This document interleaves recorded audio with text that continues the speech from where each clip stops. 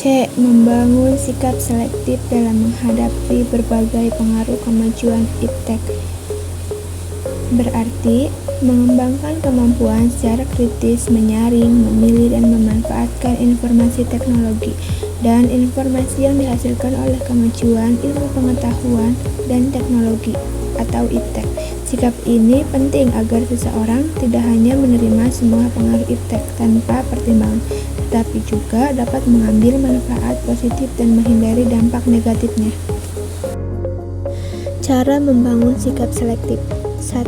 Memahami dampak positif dan negatif. Memiliki pengetahuan yang cukup tentang manfaat dan risiko dari penggunaan teknologi atau informasi tertentu. 2. Kritis dalam mengolah informasi.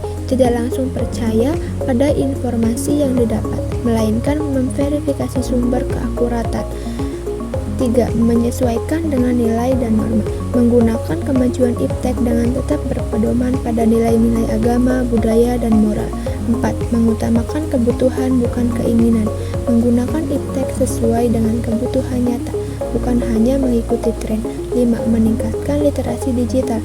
Mempelajari cara menggunakan teknologi secara bijak seperti melindungi data pribadi dan menghindari penyalahgunaan media sosial.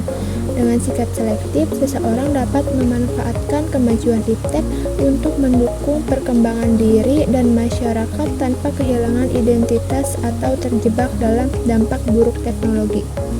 Berikut beberapa contoh membangun sikap selektif dalam menghadapi pengaruh kemajuan iptek. Yang pertama, dalam penggunaan media sosial. Contoh selektifnya, menggunakan media sosial untuk mencari informasi yang bermanfaat seperti edukasi, pengembangan keterampilan, atau jaringan profesional. Menghabiskan waktu hanya untuk scroll tanpa tujuan, percaya hoaks tanpa memverifikasi kebenarannya, atau ikut menyebarkan berita palsu.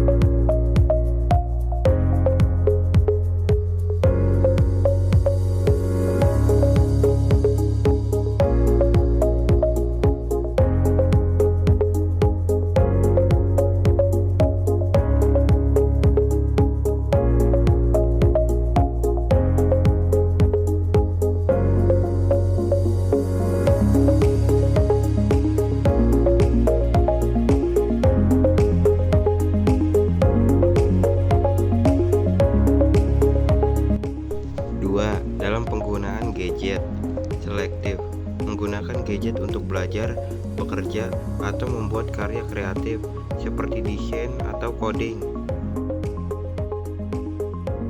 Tidak selektif, bermain game berlebihan hingga mengganggu waktu belajar atau bekerja, atau membeli gadget hanya karena tren meskipun tidak dibutuhkan.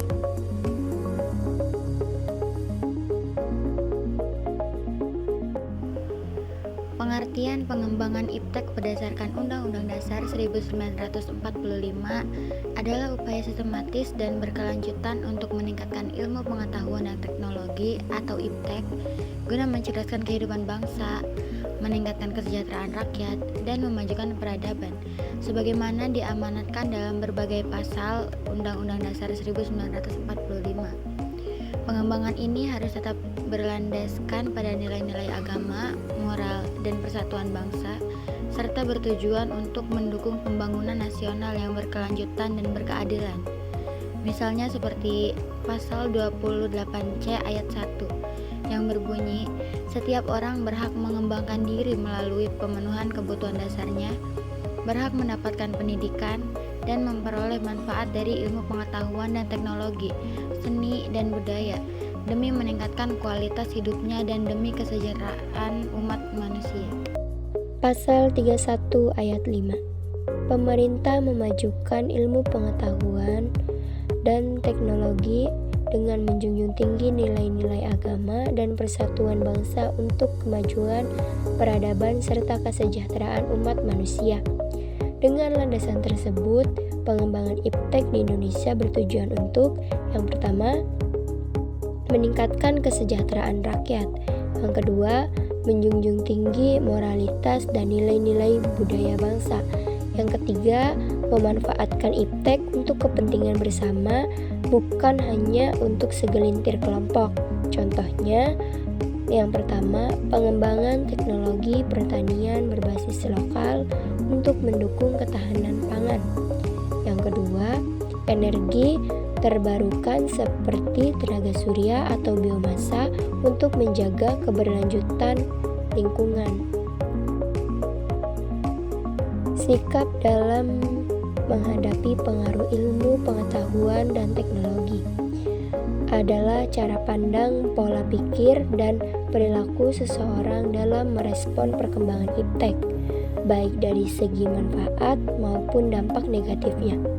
Sikap ini mencerminkan kesiapan untuk menerima, memanfaatkan, atau menolak dampak iptek sesuai dengan nilai norma dan kebutuhan masyarakat. Sikap tanggung jawab dalam pengembangan iptek adalah kesadaran dan komitmen untuk mengembangkan iptek secara etis, bijaksana, dan berorientasi pada kebaikan bersama. Sikap yang harus dikembangkan adalah kritis. Kritis yaitu tidak menerima informasi atau teknologi secara mentah tanpa menganalisis dampak positif dan negatifnya. Seperti contohnya, memilah informasi di media sosial untuk menghindari hoax. Yang kedua ada beretika, memanfaatkan iptek sesuai dengan norma dan nilai moral. Contohnya, menggunakan teknologi internet untuk belajar, bukan untuk cyberbullying. Dengan sikap selektif ini, masyarakat dapat memanfaatkan iptek secara optimal tanpa kehilangan jati diri bangsa.